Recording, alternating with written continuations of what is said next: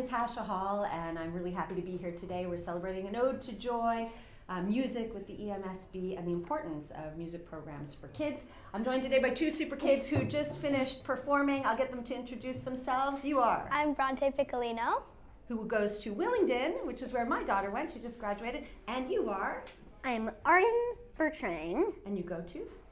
Nesbitt Elementary School. All right, so my first question for both of you was, now that you're big superstars and you clearly are going to have a path, a career in music, you're going to be famous, what did it feel like to be on the stage today? It was kind of nerve-wracking, but then when you're out there, you don't really, you just play, and it was a good experience, definitely. Yeah, you get swept up in it and you just get carried away? Definitely. Excellent. And Arden, you had to sing a solo. Were you nervous? How did that go? I was not nervous. I had fun because when you sing, it makes people happy. And when others are happy, that can make you feel happy too, because you're doing something that brings joy to others. Ode to joy, right? And it's contagious. So let me ask you, Bronte, Yes. music at school, I mean, we went to Willingdon. I chose Willingdon for my daughter because of the music program, because they do quite a bit of music. What does it mean to you, and how does it make you feel to have music part of your regular curriculum? I think it's pretty great because even if everybody doesn't necessarily always love music and to play it, and to even if they don't listen to it every day, it's still a great aspect of the Willingdon curriculum because everybody has an opportunity to enjoy music. Yeah, and express themselves, Exactly. right? And I think it can kind of give you confidence. Yes. Clearly it gave Arden some confidence. He wasn't even nervous about his solo today. So I'm going to ask you the same question, Arden. What does music mean to you? What kind of a difference does it make in your day-to-day life at school? And can you imagine school with no music? I cannot imagine school with no music. Music is like a light. Even if there's darkness there, there's still sound, and that sound can be conveyed into music. Indeed it can. Thank you so much, Bronte. Thank you. Nice to see you again. And Arden, how nice to meet you. Arden and Bronte, you can see music's having a great effect on them. And joining me now is Molina Catalano and Andrew Mangal. And you guys have a really interesting story to tell. It's sort of a reunion of sorts and definitely a full circle moment. So how do you know each other? You go first. So I met Mr. Mangal and Mr. Andrew Mangal here when I was in grade 7. I was 12 years old and he was a music teacher and I was his student. Do you still call him Mr. Mangal? At times. At times I do catch myself and he'll remind me, you could call me Andrew at times. So Yes, from of course. teacher to principal and peer now, what has this been like for you? Again, this experience, it's been a full circle. I think someone said that in the assembly, but it really has been full circle, and it's such a joy to see what can happen, the impact that we can have on people's lives. I do remember Molina as a student. She was a phenomenal music student, very conscientious, wonderful student. But the program at Rosemount, it's not meant, we weren't trying to train Beethovens and Mozarts. The key to the program was instilling a love of music, and from there also instilling values, and solid morals and beliefs, because being a part of a music program, you are cooperating, you're learning how to work with other people, you're learning how to respect other people, and ultimately you're making one goal. So it's really rewarding to see that she's developed into the young woman that she is today. I don't know where music will continue to take her, but I'm very proud. Very proud. Maybe you could tell us a little bit about what music meant to you as a child, and now obviously it's still part of your life and it has kind of led you on this path with your career. So music was really prominent within my own circle and my own family, and I knew I wanted it to be a part of my life and something I wanted to study when I was in school.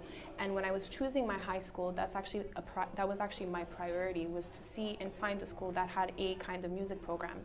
So the fact that I had family that had actually attended Rosemount previously was great for me, because I was familiar with the building and I was familiar with the overall program and so much more. But when I began my program here, I didn't actually imagine the connections that I'd be making with my peers as well as my teachers.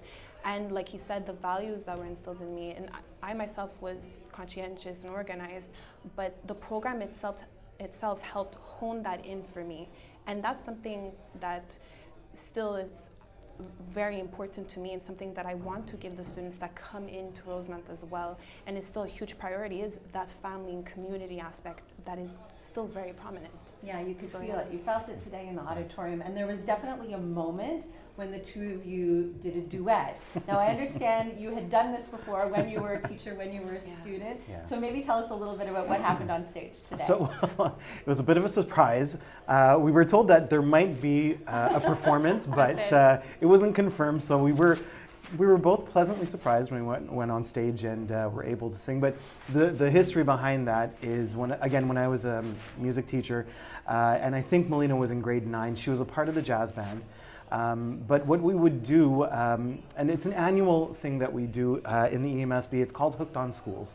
So, you know, we kind of have a rally to encourage students to stay in school and, you know, what would help. So the jazz band was invited to play, and again, one of the top songs at that time was Don't Stop Believin', and the theme went with Hooked on Schools, schools engagement. But then they said it would be great if someone could sing. And it's a duet, so I said, well, I can sing, but I don't have, is there anyone on staff or someone that we can get? And then the name was just thrown, well, what about Molina? And I said, yeah, let's do it. So back then we did it as a student-teacher duet, and now it's I guess, colleague duet. So full circle, right? Full circle. It was definitely a full circle moment, and the audience was feeling it. And then you had a special moment today. You were presented. Would you like to tell us what that was? So I was pleasantly surprised that I was given a alumni recognition certificate, which was a complete honor for me. Like we've been saying, the full circle moment that was happening, and it's wonderful for myself to feel that. Congratulations! Congratulations! Is there anything else either of you would like to say about the importance of music to children in school these days? Again, I just want to drive home that it's not about being the best piano player, being the best violinist.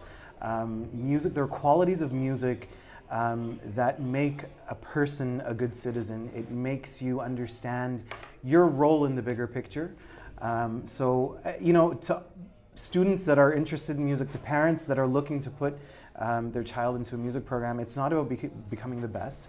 It's about the discipline, it's about the community, it's about the beliefs and the values that are instilled. And I think that's the most important thing. Couldn't agree more. And to piggyback off that, it's what you derive from it, right? It's what you pull through it. And like you're saying, there's the organization aspects, everything, but it's the social emotional learning and internal identity that is developed through music. And that could be applied in different realms as well: math, science, English, French. So, yeah, it can really help a child thrive. Well, I thank you both for the amazing work that you're doing at the EMSB. Really a pleasure to talk to you both Thank you. Thank you so much for having us. And I'm now joined by two amazing performers who were part of the assembly today, Sarah Seagull, Lazar, and Dimitri Ilias. Thank you so much for being here. I'm going to begin with you, Sarah, because during the assembly you spoke about how the role that music played in your life, and that you ended up doing a genre of music that perhaps you didn't grow up with. Yeah. So tell us a bit about that. Yeah, I grew up in a house that played some folk music, but mainly jazz was kind of playing all the time. And to be clear, I love jazz. But it is not what kind of comes through me naturally when I'm writing. And so it was just really interesting to notice what happened when I kind of took the brakes off of preconceived notions. As an Anglo-Montrealer, it's weird to be making stuff that it's folk, but it kind of veers into country at times. And now I find that really exciting. And it's kind of allowed me to access different parts of my brain, musically and lyrically, in a way where when I was trying to just write more kind of like traditional folk, this is what you do, it gets a little limiting. You kind of circle around the same chords and the same themes, and being able to just say, let's just see what happens. And I actually invented my own genre. It's called folk femme fatale. Love it. Yeah, because I was tired of being kind of boxed into specific things. And I said, what are the possibilities if I am the master of my own domain, you know? I love that sort of empowerment too. Like you're like, okay, I'm going to make my own niche. I'm going to make my own path. Tell us what you think the important role that music can play in the lives of children and setting them on a path. Totally. I mean, for me, I came from an acting background, and I always made music more kind of on the side. And since transitioning into music as my full-time thing, and I'm still acting, but they've kind of switched spots. it's really emboldening and empowering because you are just yourself. There is really, I mean, you can hide behind a band only so much. The words that you're saying are yours. And I think it's so important for kids, whether it's lyrically or just musically, to be able to access these parts of yourself that, especially the musical part, sometimes you really don't have the words to say what you're feeling, but you're like, that minor chord is really expressing my angst right now. And so, especially for teenagers in particular, if they have the foundation as kids, that once they're teenagers, they can have that kind of musical vocabulary, that they can go pick up their saxophone or go to their drum kit or do something to kind of get it out. You know, much in the same way that now I really like running. There's something really nice about getting out of your body, and music allows you to get out of your body but still use your brain. Express yourself to let things go, like you said. So Dimitri, you're a performer, but you also work with various programs with the English-Montréal School Board. Tell us a little bit about the importance, again, the role that music plays and some of the amazing work that you're doing with kids. It is very, very important in the school system to always have music. As a person of Greek origin, I can tell you that music was one of the sciences in ancient Greece. Very, very important, along with athletics and math and reading. So for me, it's paramount that music remains in the educational system no matter what. And not just the two big schools, let's say, that concentrate on music, but all over, like throughout the entire musical system. And what we do with the kids is exactly that. We try to basically have them love what we love, right? Singing and musical theater. And in that case, with Maria, we've been working a lot with grades, let's say 2 to 6, not so much high school, but more with elementary school, into getting them to love singing, but also see how that could be incorporated in many other areas of life. For example, we do a lot of big projects where we record musicals and operas for children that come out as like Eva the Louse. Like Eva the Louse, exactly. Which is it is a disgusting story, but it's very funny, and the kids love singing about it. And but before that, we've done at least 6 books, CDs with the EMSB and with other school boards, and it was a joy to see these children start with the trepidation of the audition, and then actually going and singing, and not just singing, but then we had them record at Oscar Peterson Concert Hall with a judge of the Juno Awards, and there they start to understand how much work goes behind a CD and what it means to say, let's have that CD pirated, let's say, back in the old days. But I mean, when CDs were still the thing, you know. The pride too, like there must the be pride, such a yes, feeling exactly. of accomplishment and pride. Absolutely, absolutely. And in our case, I mean, ever since Maria and I formed the company, we've been having a lot of projects with children, but outside too. I mean, we're great advocates of incorporating and having young musicians learn about music technology, which is so important nowadays, and it should be taught a lot more than it does, because if you are becoming a young professional musician, this is something that you absolutely have to learn. So, is there anything else either of you would like to say about the importance, the role that music can play in the lives of children? I mean, I was lamenting before that, like, at a certain point, I was forced in school to choose between drama and music, and I was like, it would have been so nice to have both. Absolutely. And so my thing is just like, if you're a kid who loves both, like, find another avenue. Like, don't let it just like go. You know, is there like a club you can join? Can you play in a band with your friends? Like I was in a band with my best friend since I was 9, and we didn't play instruments. We just sang, and we thought we were amazing. And we submitted a tape to Mix 96, and we're very surprised when we didn't hear back. But like, it was just is that the point? Exactly, it's not. The point is that like it was such a great way for me, like you were saying, collaborate, for me to spend time with my best friend and do something fun and creative that we both were passionate about. And like, I just think it's so important to remember that even if kind of more traditional avenues are closed to you as a kid, if it's something that you love, if you love music, but your school isn't offering it that semester or something, like, find a way. Bang on some Tupperwares, like do something, and do it with your friends, because they will have, it's what I love about playing with my it's what I love about playing with my band now, is that it's so energizing, this collaboration. So like, just find any way you can to Make do it it. happen. Make it happen. I would say that as a singer, before I became a singer, both me and Maria were instrumentalists. She was a pianist and I was a violinist. And I want to say that although singing gives you that first easy introduction, I would say, to music, if you want to become a more serious musician, you should learn an instrument.